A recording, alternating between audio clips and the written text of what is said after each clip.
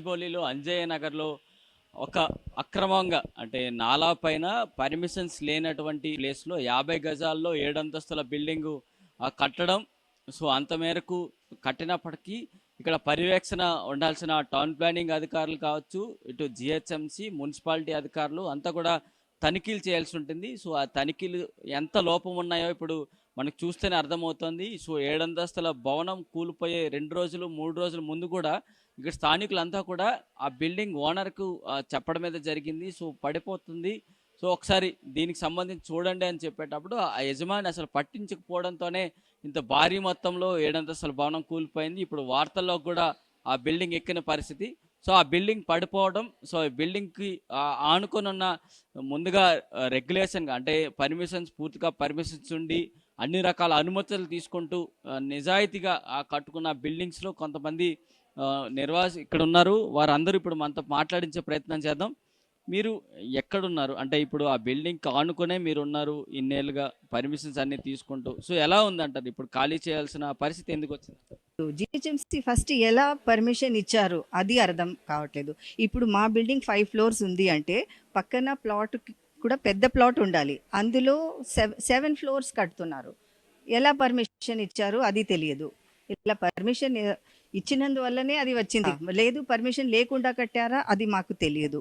But మీకు ఖాళీ చేయమని ఎవరు? సో ఇందులో మూడు ఏబిసి ఉన్నాయి. సో చివరి సి బ్లాక్ మాత్రమే ఖాళీ చేస్తారు. అవును, సి బ్లాక్ మాత్రమే ఖాళీ చేస్తున్నాం. ఎందుకంటే అక్కడే కార్నర్లో స్లాబ్ పడింది, అక్కడ కొంచెం డ్యామేజ్ అయింది. వాళ్ళ ఇంజనీర్స్ చూసి దాని స్టెబిలిటీ రిపోర్ట్ ఇవ్వాలి. ఆ స్టెబుల్ అయింది ఓకే అంటే మేము వస్తాము. ఇప్పుడు ఖాళీ చేసి మీరు ఎక్కడికి వెళ్తున్నారు? ఆల్టర్నేటివ్గా పోలీస్ అధికారులు కావచ్చు, లేకపోతే హైడ్రా కావచ్చు, లేకపోతే జిహెచ్ఎంసీ కావచ్చు, ఎవరైనా ఆల్టర్నేటివ్గా మీరు ఇక్కడికి వెళ్ళండి అని ఏమైనా చెప్పారు?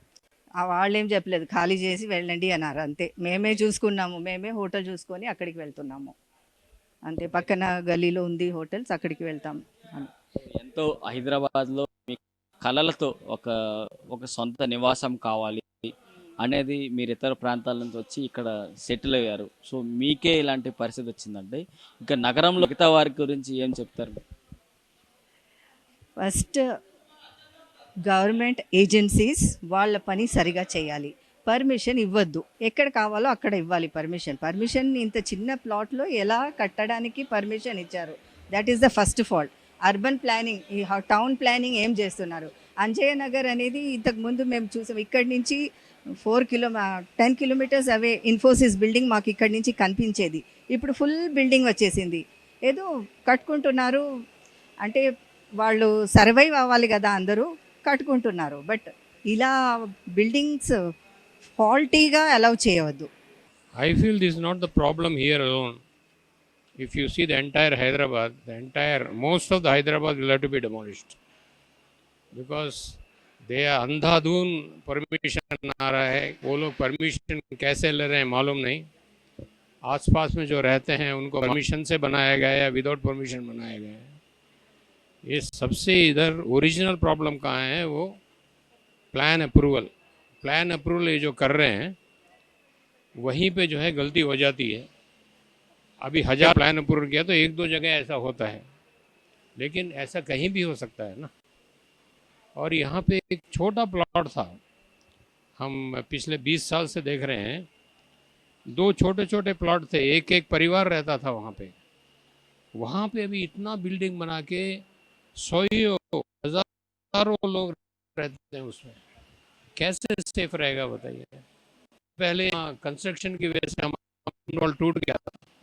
उस सोसाइटी वाले जाके पुलिस से ये म्यूनिसिपैलिटी में वगैरह कंप्लेंट दिया. वो कंप्लेंट दे के वो कुछ नहीं कर सके, आगे बढ़ ही नहीं सके. ऐसे सिचुएशन में यहाँ नहीं है, सब जगह होगा. जो लकी हैं वहाँ नहीं होगा. ये आप कहाँ से आया इधर को? अभी इतना डिमोलिशन हो रही है, आप कहाँ जाते हैं? अभी पुलिस अफसर क्या बोला आपको? उन्होंने कहा खाली कर दीजिए, आपकी सेफ्टी के लिए है. मैंने पूछा कि वो जो डैमेज पोर्शन है वही खाली करना है, नहीं तो पूरा ब्लॉक खाली करना है. तो उन्होंने बोला डैमेज पोर्शन खाली करना ज़रूरी है. आप लोग 1-2 दिन के लिए सेफ रहिए. आपके पूरे जीवन में 2 दिन यदि आप बाहर रहेंगे तो आपको क्या फ़र्क पड़ने वाला है. तो आपकी सेफ्टी के लिए हम कहेंगे कि आप 2 दिन बाहर रहिए। उसी हिसाब से उन्होंने कहा तो हम लोग बाहर गए और ऑलमोस्ट सब लोग सी ब्लॉक से बाहर चले गए। हैदराबाद में अभी गच्चबोली आईटी हब के लिए सारा बोलते हैं, आईटी हब के लिए बोलते हैं। सो भाई आईटी हब में इतना एक्सीडेंट हुआ है, सो डिमोलिशन अभी हाइड्रा कर रहे हैं। सो कैसे देखते हैं अभी आईटी हब को आगे जा सकते हैं इधर? ये प्रॉब्लम ये नहीं है, ये प्रॉब्लम टाउन प्लानिंग से लेके रोड का साइज़ देखिए, बड़ी बड़ी बिल्डिंग साइड में आ रही हैं, छोटी सी गली जा रही है वहाँ से, उसमें से लॉरी पास हो रहा है, कार पास हो रहा है, एक दूसरे को क्रॉस करने के लिए जगह नहीं है। ऐसे टाउन प्लानिंग स्टेज में ही ये गड़बड़ है। टाउन प्लानिंग, हमारे नाला का बंदोबस्त, नाला करके नाला के ऊपर बिल्डिंग बना रहे हैं, उसको कोई रोकने वाला नहीं है, तो बाकी जगह से पानी फैलता है। अब ये फ्लड आ रहा है रेन में, ये क्यों आ रहा है? यही रीज़न है। హైదరాబాద్లో గచ్చిబౌలిలో జరిగిన ఇన్సిడెంట్ తర్వాత ఇప్పుడంతా కూడా అధికారులు మొత్తం ఇక్కడ ఏ పర్యవేక్షణ మొత్తం ఎక్కువైందని చెప్పుకోవాలి. సో ఒకసారి ఇప్పుడు నిన్న ఎక్కడైతే ప్రమాదం జరిగిందో ఆ చోట జరిగిన శిథిలాలు అన్నీ కూడా తొలగిస్తూ వెళ్తున్నారు.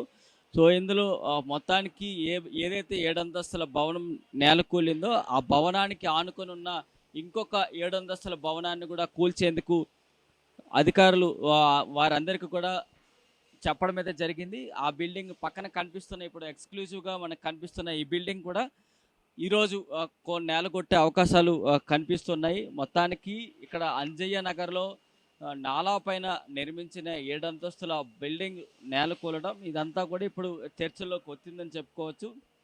హైదరాబాద్ నగరంలో ఇప్పటికే హైడ్రా బాధ్యతలు చేపట్టిన తర్వాత ఎక్కడైతే చెరువులు, నాలాలు అన్నిటిపైన కబ్జాలు చేస్తూ వెళ్తున్న కబ్జాదారులందరికీ హైడ్రా ఏ విధంగా హెచ్చరిక చేస్తున్నప్పటికీ కొంతమేరకు రాజకీయాలు అడ్డుపెట్టుకుంటూ హైడ్రా పైన బురదలు నిప్పులు కక్కే రాజకీయ నాయకులు ఒకవైపు ఉంటే, మరోవైపు హైడ్రాకి సపోర్టెడ్ చేస్తూ ఉన్న వ్యక్తులు, ప్రజలు చాలామంది తెర మీదకి వస్తున్నారు. సో అలాంటి నేపథ్యం హైడ్రాకు ఇన్నేళ్ళుగా అంటే ఉమ్మడి ఆంధ్రప్రదేశ్ కావచ్చు, ఇప్పుడు విభజన తెలంగాణ కావచ్చు, సో ఇలాంటి ప్రదేశాల్లో భాగ్యనగరం మెట్రోపాలిటన్ నగరం అభివృద్ధిలో భాగంగా అడుగులేస్తోంది. సో అలాంటి నేపథ్యంలోనే సో ఎక్కడ చూసినా కబ్జా కోరల్లో ఎక్కువగా ప్రదేశాలు చిక్కుకొని ఉన్నాయి. సో అలాంటిదే ఇటు హైదరాబాద్లో ఇటు గచ్చిబౌలి ప్రాంతానికి సంబంధించి మాట్లాడితే ఈ ప్రాంతమే ఇక్కడ ఐటీ హబ్గా ఉంది. సో ఇలాంటి ఈ ప్రాంతంలోనే ఇప్పుడు ఇంతగా కబ్జా కోరల్లోన చిక్కుకొని వేలాదిగా ఇతర ప్రాంతాల నుంచి, తెలుగు రాష్ట్రాల నుంచి కావచ్చు, ఇటు కర్ణాటక, చెన్నై, ఇతర ప్రాంతాల నుంచి హైదరాబాద్కి వస్తూ సాఫ్ట్వేర్ రంగంలో ఉద్యోగాలు చేసుకుంటూ వెళ్తున్న వీరందరికీ ఇక్కడ ఉంటున్న హాస్టల్సే ప్రధానంగా ఉన్నాయి. ఏ హాస్టల్స్లో చూసినా దాదాపు వందలాది మంది ఉద్యోగులంతా కూడా ఉంటున్నారు. మరి అలాంటి హాస్టల్స్కే ఇప్పుడు హాస్టల్స్ పక్కన ప్రమాదం జరిగింది. సో దాని తర్వాత హాస్టల్స్లో నిన్న సాయంత్రం అందరూ కూడా దాదాపు ఇక్కడైతే ఏదైతే బిల్డింగ్ ఉందో బిల్డింగ్ చుట్టుపక్కల దాదాపు 4 పీజీ హాస్టల్స్ అన్నింటిని కూడా ఖాళీ చేసి ఇతర ప్రాంతాలకు ఉద్యోగస్తులు అందరూ కూడా వెళ్ళిపోయారు. సో ఇప్పుడు ఆ బిల్డింగ్కి ఎవరైతే పర్మిషన్స్ ఇచ్చారో టౌన్ ప్లానింగ్ షిప్ అధికారులు కావచ్చు, మిగతా బిల్డింగ్కి గ్రౌండ్ లెవెల్లో నుంచి ఇచ్చిన అధికారులందరిపైన సస్పెక్షన్ వేట్ అయితే పడుతూ వెళ్తోంది. ఇటు హైడ్రా కమిషనర్ రంగనాథ్తో పాటు ఎమ్మెల్యేలు, స్థానిక కమిషనర్లు అందరూ కూడా ఈ ప్రాంతానికి చేరుకొని మొదటి నుంచి ఈ ప్రాంతంలో జరుగుతున్న అంశాలన్నింటినీ కూడా తెర మీదకి తీసుకొచ్చారు. నోటరీ పద్ధతిలోనే ఈ ప్రాంతంలో అనేకం రిజిస్ట్రేషన్ అయితే జరిగాయి. ఆ పద్ధతిలోనే ఇక్కడ నోటరీ పద్ధతిలో జరిగాయి కాబట్టి బిల్డింగ్లు G+2 G+1 పర్మిషన్స్ ఉన్నప్పటికీ 7 అంతస్తుల బిల్డింగ్ కడుతున్నారనేది చెప్తూ ఉన్నారు. సో మొత్తం జరిగిన తర్వాత ఆ బిల్డింగ్ ఏదైతే ఉందో సో ఒకసారి ఆ విజువల్స్లో మనకు అబ్జర్వేషన్ చేస్తే ఆ 7 అంతస్తుల బిల్డింగ్ మనకి ఇప్పుడు కనిపిస్తూ ఉంది. సో ఆ 7 అంతస్తుల బిల్డింగ్కి పక్కనే యాస్టీస్గా అలాంటి 7 అంతస్తుల భవనం బిల్డింగే ఇక్కడ కడుతూ ఉన్నారు. సో అది గ్రౌండ్ ఫ్లోర్ నుంచి బేస్మెంట్ కింద ఏదైతే గ్రౌండ్ లెవెల్లో బేస్మెంట్ ఉంటుందో సో ఆ బేస్మెంట్ సరిగా లేకపోవడంతోనే మెల్లగా భవనం డౌన్ఫాల్ అవుతూ వస్తుందనేది స్థానికులు కూడా గుర్తించి ఆ ఓనర్కి చెప్పడం అయితే జరిగింది. సో ఇక్కడ లోకల్ లీడర్లతో పాటు మిగతా వాళ్ళందరూ కూడా ఆ ఓనర్కి చెప్పడం అయితే జరిగింది. సో బేస్మెంట్ ఇక్కడ అడుగు తగ్గుతోంది, ఒకసారి బిల్డింగ్ సైజు మారుతోంది అంటూ చెప్పడం అంతా కూడా చెప్పినప్పటికీ ఏమాత్రం బిల్డింగ్ ఓనరు ఏదైతే అయిందని చెప్పి అసలు ఎవరి మాటలు బేఖాతరు చేయకుండా ఉంచడంతోనే ఇంత భారీ పెద్దంలో ఈ ప్రమాదం చోటు చేసుకుంది. అక్కడ ఆ కనిపిస్తున్న బిల్డింగు ఇటువైపు బ్లూ కలర్‌లో ఉన్న బిల్డింగ్ పైన మొత్తంగా అటు నుంచి ఇటు పడడం, మొత్తం ఆ బిల్డింగ్ తాలూకు రూఫ్ అంతా కూడా ఈ బిల్డింగ్ మీదకెళ్ళడం, అంత భారీ మొత్తంలో అంత పెద్ద స్పేస్ ఉన్నప్పటికీ ఆ బిల్డింగ్ పైన ఇంత ప్రమాదం జరగడం అనేది ఏ జరిగింది అనేది ఇప్పుడు చూసుకునే పరిస్థితులు కనిపిస్తున్నాయి. కానీ నిన్న జరిగిన ఈ ఘటన తర్వాత ఈ బిల్డింగ్‌లో ఇద్దరు ఇద్దరు వ్యక్తులైతే పని చేస్తూ ఉన్నారు. సో, ఆ ఇద్దరు స్పాట్‌లోనే పూర్తిగా చనిపోయారు.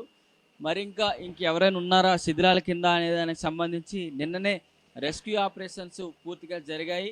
సో, మరి ఇంకెవరైనా ఉన్నారా లేదా అనేది మాత్రం బిల్డింగ్ తాలూకా ఎవరైతే మేనేజ్మెంట్ ఉంటుంది, అంటే పనుల కోసం తీసుకొచ్చేవారు ఇంకెవరైనా ఉన్నారా అనే దానికి ఇంకా వారి దగ్గర నుంచి ఎటువంటి రెస్పాన్స్ లేకపోవడం, సో కొంతమేరకు ఎందుకు అనేది ఇంత ఆలస్యం జరుగుతుందనేది చెప్తూ ఉన్నారు.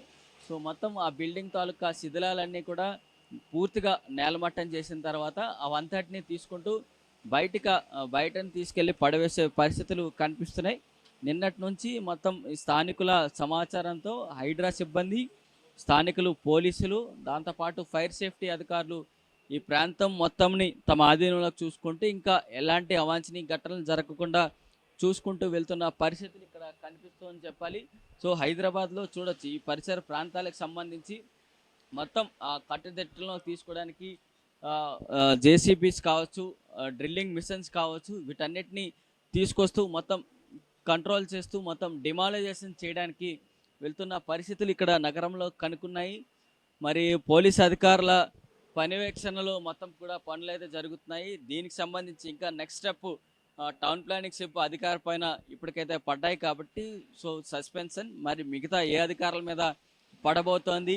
జిహెచ్ఎంసి ముఖ్యంగా బిల్డింగ్ తాలూకా పర్మిషన్స్ ఇవ్వాలంటే ముందుగా జిహెచ్ఎంసి ఉంటారు. సో దాని తర్వాత టౌన్ ప్లానింగ్ షిప్ అధికారులు కొంతమేరకు ఉంటుంది, దాని తర్వాత ఫైర్ సేఫ్టీ అధికారులు ఉంటారు.